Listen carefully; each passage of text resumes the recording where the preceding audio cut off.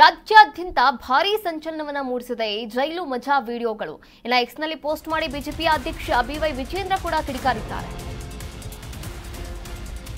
ರಾಜ್ಯಾದ್ಯಂತ ಸಂಚಲನ ಎಬ್ಬಿಸಿದ ಜೈಲು ಮಜಾ. ಎಕ್ಸ್ ನಲ್ಲಿ ಪೋಸ್ಟ್ ಮಾಡಿ ಬಿಜೆಪಿ ಅಧ್ಯಕ್ಷ ಬಿವೈವಿ ಕಿಡಿಕಾರಿದ್ದಾರೆ. ರಾಜ್ಯ ಸರ್ಕಾರದ ವಿರುದ್ಧ ಚಾಟಿ ಬೀಸಿದ್ದಾರೆ ವಿಜಯೇಂದ್ರ.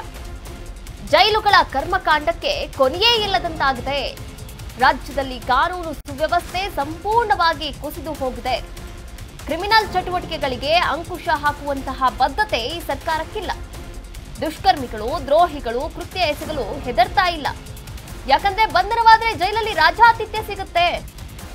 ಕರ್ನಾಟಕದ ಕ್ರಿಮಿನಲ್ಗಳಿಗೆ, ಉಗ್ರರಿಗೆ ಸ್ವರ್ಗ ಪ್ರೂವ್ ಆಗಿದೆ. ಮತ್ತೊಂದು ಸಾಕ್ಷಿ ಕೂಡ ಸಿಕ್ಕಿರುವಂತದ್ದು. ಪರಪ್ಪನ ಅಗ್ರಹಾರದ ಕಾರಾಗೃಹ ಇದನ್ನ ಸಾಕ್ಷೀಕರಿಸಿದೆ.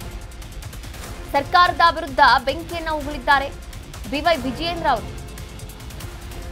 ನೋಡಿ, ನಿನ್ನೆಯಿಂದ ಸಾಕಷ್ಟು ಸಂಚಲನವನ್ನ ಮೂಡಿಸಿರ್ತಕ್ಕಂಥ ಈ ಒಂದು ಸುದ್ದಿ. ಈ ಸುದ್ದಿಯ ಬಗ್ಗೆ ಬಿಜೆಪಿಯ ರಾಜ್ಯಾಧ್ಯಕ್ಷ ಬಿವೈ ವಿಜೇಂದ್ರ ಅವರು ಕೂಡ ಕಿಡಿಕಾರಿರುವಂತದ್ದು. ರಾಜ್ಯ ಸರ್ಕಾರದ ವಿರುದ್ಧ ಚಾಟಿಯನ್ನ ಬೀಸಿದ್ದಾರೆ. ಜೈಲುಗಳ ಕರ್ಮಕಾಂಡ ಹೀಗಿರುತ್ತೆ ಅಂತ ಗೊತ್ತಿತ್ತು, ಆದ್ರೆ ಅದಕ್ಕೆ ಪ್ರೂವ್ ಕೊಟ್ಟಿದ್ದಾರೆ. ಅಂದ್ರೆ ಸಾಕ್ಷ್ಯಾಧಾರ ಕೂಡ ಸಿಕ್ಕಿರುವಂತದ್ದು. ಅದರ ಕುರಿತಂತೆ ಸುದೀರ್ಘವಾದಂತಹ ಒಂದು ಟ್ವೀಟ್ ಅನ್ನ ಕೂಡ ಮಾಡಿದ್ದಾರೆ. ನೀವು ಕೂಡ ದೃಶ್ಯಾವಳಿಗಳಲ್ಲಿ ಗಮನಿಸ್ತಾ ಇದ್ದೀರಾ. ರಾಜ್ಯದಲ್ಲಿ ಕಾನೂನು ಸುವ್ಯವಸ್ಥೆ ಸಂಪೂರ್ಣವಾಗಿ ಹದಗೆಟ್ಟು ಹೋಗಿದೆ ಅನ್ನೋದಕ್ಕೆ ಇದಕ್ಕಿಂತ ಒಂದು ಒಳ್ಳೆ ಬೆಸ್ಟ್ ಎಕ್ಸಾಂಪಲ್ ಇರಲಿಕ್ಕೆ ಸಾಧ್ಯವೇ ಇಲ್ಲ. ಕ್ರಿಮಿನಲ್ ಚಟುವಟಿಕೆಗಳಿಗೆ ಅಂಕುಶ ಹಾಕುವಂತಹ ಬದ್ಧತೆಯೂ ಕೂಡ ಇಲ್ಲ. ಕಳ್ಳರು, ಕಾಕರು, ಕದೀಮ್ರು, ದುಷ್ಕರ್ಮಿಗಳು, ದ್ರೋಹಿಗಳು ಕೃತ್ಯ ಎಸಗೋಕೆ ಹೆದರೋದೇ ಇಲ್ಲ. ಯಾಕಂದ್ರೆ ಜೈಲಲ್ಲಿ ಏನಾದ್ರೂ ಇತ್ತು ಅಂತಂದ್ರೆ ರಾಜಾತಿಥ್ಯ ಸಿಕ್ಕೇ ಸಿಗುತ್ತೆ ಲಂಚ ಕೊಟ್ರೆ. ಈ ರೀತಿ ತಗೊಂಡಿರುವಂಥದ್ದು. ಇನ್ನ ಕರ್ನಾಟಕ ಕ್ರಿಮಿನಲ್ಗಳಿಗೆ, ಉಗ್ರರಿಗೆ ಸ್ವರ್ಗವಾಗಿದೆ ಅಂತ ಪರಪ್ಪನ ಅಗ್ರಹಾರ ಈಗೇನು ವಿಡಿಯೋಸ್ ಎಲ್ಲ ವೈರಲ್ ಆಗಿದೆ.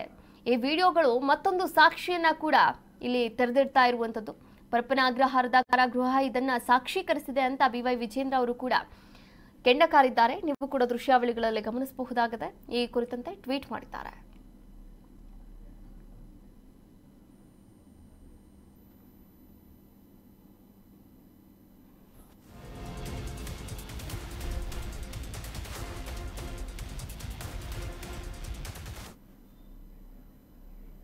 ಪರಪ್ಪನ ಅಗ್ರಹಾರ ಅಥವಾ ರೆಸಾರ್ಟ್, ಇದು ಬಂದಿಗಳ ಬಿಂದಾಸ್ ಲೈಫ್ ಲೀಡ್ ಮಾಡುವಂತಹ ಪರಪ್ಪನ ಅಗ್ರಹಾರ ಅಲ್ಲ, ಪರಪ್ಪನ ರೆಸಾರ್ಟ್ ಅಂತ ಹೊರಗಡೆ ಕೂಡ ಟಾಕಿಂಗ್ ಶುರುವಾಗಿದೆ.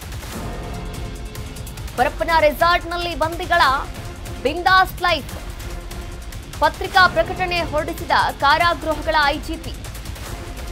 ಲೀಕ್ ವಿಡಿಯೋಗಳು 2023-2025 ಅವಧಿ ಇರಬಹುದು. ಜೈಲಿನಲ್ಲಿನ ಬಂದಿಗಳಿಗೆ ಮೊಬೈಲ್ ಕೊಟ್ಟಿದ್ದಾದ್ರೂ ಯಾರು? ವಿಡಿಯೋಗಳನ್ನ ಹರಿಬಿಟ್ಟವರಾದ್ರೂ ಯಾರು? ಈ ಬಗ್ಗೆ ತನಿಖೆಯನ್ನ ಮಾಡಬೇಕಾಗಿದೆ. ವರದಿ ಬಂದ ಬಳಿಕ ತಪ್ಪೆಸಗಿದ ಅಧಿಕಾರಿಗಳ ವಿರುದ್ಧ ಕ್ರಮವನ್ನ ಕೈಗೊಳ್ತೇವೆ ಅಂತ ಹೇಳಿದ್ದಾರೆ. ಇನ್ನು ಕಾರಾಗೃಹ ಐಜಿಪಿ. ಈ ಪರಪ್ಪನ ಅಗ್ರಹಾರನೋ ಅಥವಾ ಜೈಲು ಅಥವಾ ರೆಸಾರ್ಟೋ ಒಂದು ಕೂಡ ಗೊತ್ತಾಗ್ತಾ ಇಲ್ಲ. ಈ ಒಂದು ವಿಚಾರದ ಬಗ್ಗೆ ಇದೀಗ ಕಾರಾಗೃಹ ಐಜಿಪಿ ಪತ್ರಿಕಾ ಪ್ರಕಟಣೆಯನ್ನ ಕೂಡ ಹೊರಡಿಸಿದ್ದಾರೆ.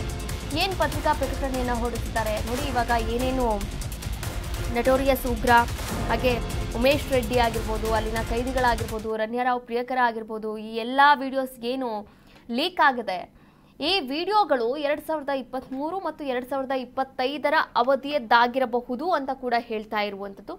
ಹಾಗಾದ್ರೆ ಜೈಲಿನಲ್ಲಿರ್ತಕ್ಕಂಥ ಕೈದಿಗಳಿಗೆ ಮೊಬೈಲ್ ಕೊಟ್ಟವರಾದ್ರೂ ಯಾರು? ಇದು ಕೂಡ ಪ್ರಶ್ನೆ ಆಗುತ್ತೆ. ಈ ಕುರಿತಂತೆ ಈಗಾಗಲೇ ಕಾರಾಗೃಹ ಐಜಿಪಿ ಪತ್ರಿಕಾ ಪ್ರಕಟಣೆಯನ್ನು ಕೂಡ ಹೊರಡಿಸಿರುವಂಥದ್ದು. ಈ ಬಗ್ಗೆ ಇನ್ನಷ್ಟು ಮಾಹಿತಿಯನ್ನು ನೀಡ್ತಾ ಹೋಗ್ತಾರೆ ನಮ್ಮ ಪ್ರತಿನಿಧಿ ಸಂಜಯ್ ಗೌಡ. ಸಂಜಯ್ ಗೌಡ, ನೋಡಿ, ಪರಪ್ಪನ ಅಗ್ರಹಾರ ಇದು ಜೈಲು ಅಥವಾ ರೆಸಾರ್ಟೋ ಒಂದು ಗೊತ್ತಾಗ್ತಾ ಇಲ್ಲ. ಉಗ್ರರಿಗೂ ಕೂಡ ಒಂದು ಫೆಸಿಲಿಟಿ ಇರುವಂಥದ್ದು, ಹಾಗೆ ಕಾಮುಕರಿಗೂ ಕೂಡ ಒಂದು ಫೆಸಿಲಿಟಿ ಇರುವಂಥದ್ದು. ಒಟ್ಟಾರೆಯಾಗಿ ಎಲ್ಲರೂ ಕೂಡ ಐಷಾರಾಮಿ ಜೀವನವನ್ನ ಹೊರಗಡೆ ಹೆಂಗೆ ಕಳೀತಾ ಇದ್ರೋ ಅದಕ್ಕಿಂತ 10 ಪಟ್ಟು ಬಿಂದಾಸಾಗಿ ಕಳೀತಾ ಇದ್ದಾರೆ ಪರಪ್ಪನ ಅಗ್ರಹಾರದಲ್ಲಿ. ಈ ಕುರಿತಂತೆ ಏನೆಲ್ಲ ಅಪ್ಡೇಟ್ಸ್ ಇದೆ? ಏನು ನಿನ್ನೆಯಿಂದ ಒಂದು ಪರಪ್ಪನ ಅಗ್ರಹಾರದಲ್ಲಿ ಆಗ್ತಿದ್ದಂತಹ ಚಟುವಟಿಕೆಗಳು ಅಂದ್ರೆ ಕೈದಿಗಳ ಕೈಯಲ್ಲಿ ಮೊಬೈಲ್ ಮತ್ತೆ ಟಿವಿ ಈ ಮುಂಚೆದ ಏನಲ್ಲಿ ನಿಷೇಧಿತ ಏನು ಉಪಕರಣಗಳಿದ್ದು ಅವೆಲ್ಲವೂ ಕೂಡ ಹರಿಬಿಟ್ಟಿರುವಂತದ್ದು. ಈಗ ಏನು ಭರತ್ ರೆಡ್ಡಿ ಅವರು ಪತ್ರಿಕೆಯಲ್ಲಿ ಹೊರಡಿಸಿರುವಂತ ಆನಂದ್ ರೆಡ್ಡಿ ಅವರು ಪತ್ರಿಕೆಯಲ್ಲಿ ಹೊರಡಿಸಿದ್ದಾರೆ. ಏನಂತ ಹೇಳಿದ್ರೆ 23-25 ಅವಧಿಯಲ್ಲಿ ಮಾಡಿರುವಂತ ಅದು ವಿಡಿಯೋಗಳು ಇವೆಲ್ಲವನ್ನು ಯಾರು ಹರಿಬಿಟ್ರು ಮತ್ತೆ ಜೈಲಿನಲ್ಲಿ ಬಂದಿಗಳಿಗೆ ಮೊಬೈಲ್ ಕೊಟ್ಟಿದ್ದು ಯಾರು ಅಂತ ಹೇಳಿ ಪ್ರಶ್ನೆಯನ್ನ ಮಾಡ್ತೀವಿ, ಅಂದ್ರೆ ನೋಡ್ತೀವಿ ಏನಾಯ್ತು ಏನು ಇದ್ರ ಬಗ್ಗೆ ಎಲ್ಲ ತನಿಖೆಯನ್ನ ಮಾಡ್ತೀವಿ ಅಂತ ಹೇಳಿಕೆಯನ್ನ ಕೊಟ್ಟಿದ್ದಾರೆ.